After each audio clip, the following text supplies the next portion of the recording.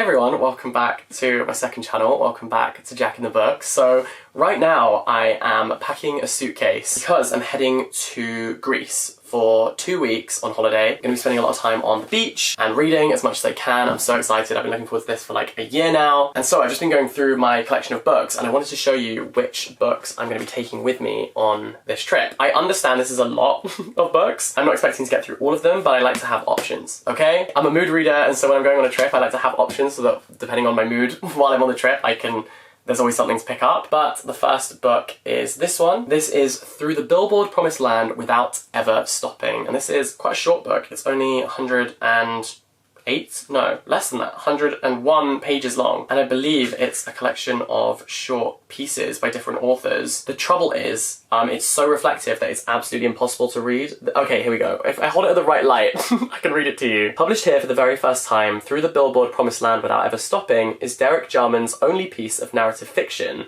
Written in 1971, it is a surreal, fabular, lyrical work, a literary fairy tale acid trip road movie hybrid. Wow, okay. The energies and details of which influenced much of his later work across media. The story serves as a foundational text, laying out many of the themes, images, and styling of Jarman's work in painting, film, and design, whilst also being haunted by the then emerging ecological crisis in its juxtaposition of the beauty of nature with the reckless consumption of modernity. God, this is so hard to read. Like, it's impossible. So this edition has that story, but also works from Philip Hoare, Michael Ginsberg, Declan Whiffen, and Gareth Evans. So there's like a few different things all inside this little book. I'm very intrigued by this. So we'll see. I thought it would just be like a fun little book to read. Then we have Second Place by Rachel Cusk. I loved Outline by Rachel Cusk, and I've never read another one of her books. That was one of my favourite books that I read during my degree, and so we'll see about this one. This was longlisted for the Booker Prize in 2021, and a woman invites a famed artist to the remote coastal landscape where she lives. Drawn to his paintings, she believes his vision may penetrate the mystery at the centre of her life. But as a long, dry summer sets in, his provocative presence soon twists the patterns of her secluded household. It's described by Meg Mason as stunning. Claire Harmon says it resets the dial yet again, and Justin Jordan says the most singular book, truly one of a kind. That kind of reminds me of when I went to this talk at a book event, and the two people behind me after the talk ended were like, gosh, that was just so profound. And then the other one is like, yeah, so singular. And then the other one is like, so abstract. And I was like, guys, just say you didn't understand. just say you didn't get what was going on. Profound, singular, abstract. Those are all words I would use when I did not understand something. It's like something just occurred. Something happened. I didn't get it. But it happened in front of me. And I just thought that was so funny, like a conversation to kind of overhear. So whenever I see someone being like, this is a singular book, truly one of a kind, it's like, what did you say that? What did you just say? Like, what makes it singular? What makes it one of a kind? So anyway, I'll let you know. Hopefully if I understand it, I hope I do. I'll find out, I guess. But that is Second Place by Rachel Cusk. The next book is this one. This is The Unbearable Lightness of Being. This is by Milan Kundera, and it's the story of an irreconcilable love and infidelities in which Milan Kundera addresses himself to the nature of 20th century being, offering a wide range of brilliant and amusing philosophical speculations. First published in 1984, Kundera's masterly novel encompasses the extremes of comedy and tragedy and was at once hailed by critics as a contemporary classic. So I believe it's about non-monogamy and infidelity and that kind of thing. So I'm very intrigued by this, and I think it's quite an alternative view to like traditional binaries. It's divided up into 7 parts. I'm very intrigued by that. That is The Unbearable Lightness of Being. Next, we have Paradise Rot, which people say is like a disgusting book, and for that reason, I'm very intrigued. Jo is in a strange new country for university and having a more peculiar time than most. In a house with no walls, shared with a woman who has no boundaries, she finds her strange home coming to life in unimaginable ways. Jo's sensitivity and all her senses become increasingly heightened and fraught, as the lines between bodies and plants, dreaming and wakefulness, blur and mesh. This debut novel from critically acclaimed artist and musician Jenny Val presents a heady and hypersensual portrayal of sexual awakening and queer desire. She creates a parallel world that's familiar but subtly skewed, as intriguing and impressive a novelist as she is a musician. Haval is a master of quiet horror and wonder. I'm so fascinated by this. I think it's unlike anything else I've ever read. I've never encountered something like that, and I've heard that rotting is a motif throughout the book, and like it's very visceral in the way that it's described. Like it really plays on all your senses. So I'm intrigued by that.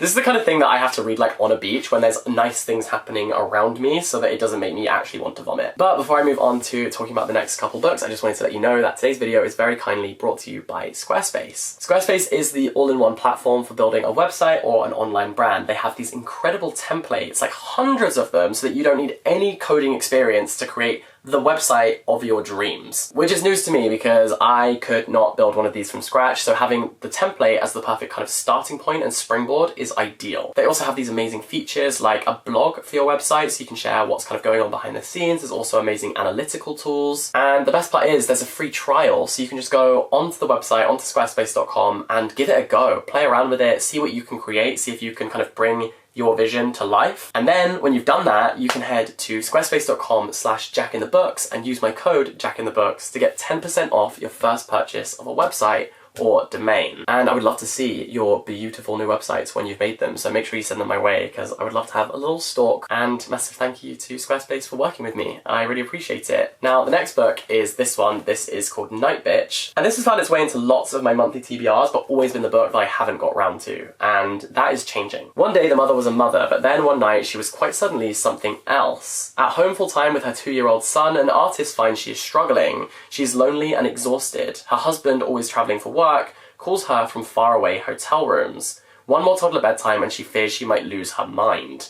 Instead, she starts gaining things, surprising things that happen one night when her child will not sleep. New appetites, new instincts, and from deep within herself, a new voice. So that sounds just so interesting, and I think it's meant to be like feral and ridiculous and absurd, but in a fun way. Next one, I mean, I love this title, Send Nudes. I think this is fun and provocative as a title, and immediately I was like, now I'm intrigued. Now you've got me. Now I need to read this. So this is by Saba Sams. In 10 dazzling stories, Saba Sams dives into the world of girlhood and immerses us in its contradictions and complexities. Threading between clubs at closing time, pub toilets, drenched music festivals, and beach holidays, topical, these unforgettable short stories deftly chart the treacherous terrain of growing up, of intense friendships, of ambivalent mothers, of uneasily blended families, and of learning to truly live in your own body. It won the BBC National Short Story Award, it won the Edge Hill Short Story Prize.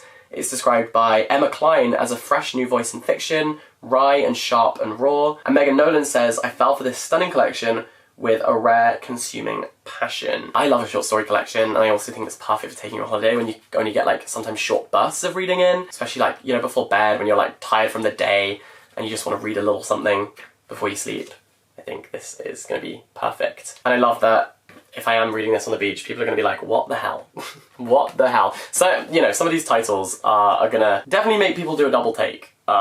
So there's that. And now the next two books are Greek mythological retellings, which of course I'm excited to take with me to Greece. Firstly, we have Stoneblind by Natalie Haynes. Now Natalie Haynes is also a comedian, and so I think this is also going to be quite funny, which you don't often get in Greek mythological retellings. They're often very like full of drama and sex and chaos and stuff, but I think it'll be interesting to have that, all of that stuff, as well as some comic relief and some humour. So we'll see.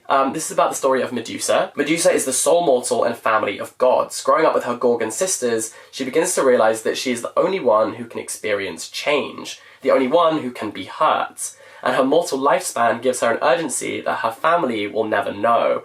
I always think that's such an interesting concept, when human beings are defined by our mortality. And so then when you we don't normally think of that, but when you then compare those to gods, that's our defining feature, the fact that we will die, whereas gods are immortal. So I think that's always like a really interesting contrast. Anyway, when the sea god Poseidon commits an unforgivable act in the temple of Athene, the goddess takes her revenge where she can, and Medusa is changed forever. Writhing snakes replace her hair, and her gaze now turns any living creature to stone. The power cannot be controlled. Medusa can look at nothing without destroying it. she is condemned to a life of shadows and darkness until Perseus embarks upon a quest to fetch the head of a Gorgon. Honestly, that is just the story from Greek mythology, so I'm intrigued by how Natalie Haynes will tell it. You know, when you've read these stories before, when you've studied Greek mythology, really this is just, you get to just enjoy the fun of the writing because you know kind of what is going to happen. And for me, I guess I find that kind of comforting that I'm not thinking too much about plot because I know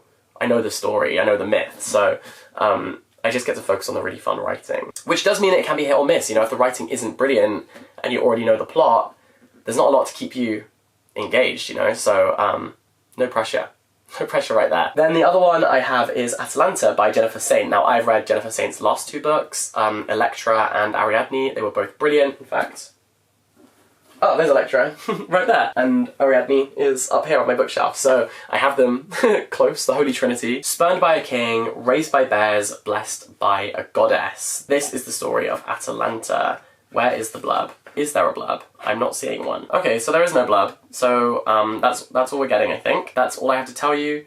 But Atalanta is a very special heroine in Greek mythology, so intrigued to read the story, and also that cover is just gorgeous. And then the final book that I'm taking with me, you know, I feel like maybe I decided to bring this with me to the beach just because of this cover, because it is the sea, but this is just by looking at him. And this is by Ryan O'Connell. It's a novel. It's described as a very funny novel about falling for a fantasy and finding love for one's own self, which I think is such a nice idea. A raucously funny, achingly real, and irresistibly touching debut novel about love, living with disabilities, and fighting addiction from the creator of Special and co-star of Queer as Folk. Elliot is a 35-year-old overpaid TV writer who works on a hit network show that makes the King of Queens look like high art. He spends his days trying to impress his Machiavellian boss and outsmart his colleagues. By night, he orders Postmates and drinks bottles of natured wine with his perfect supportive boyfriend, Gus. On the surface, his life is incredible. Because he's a disabled person with cerebral palsy, everyone expects him to be especially grateful.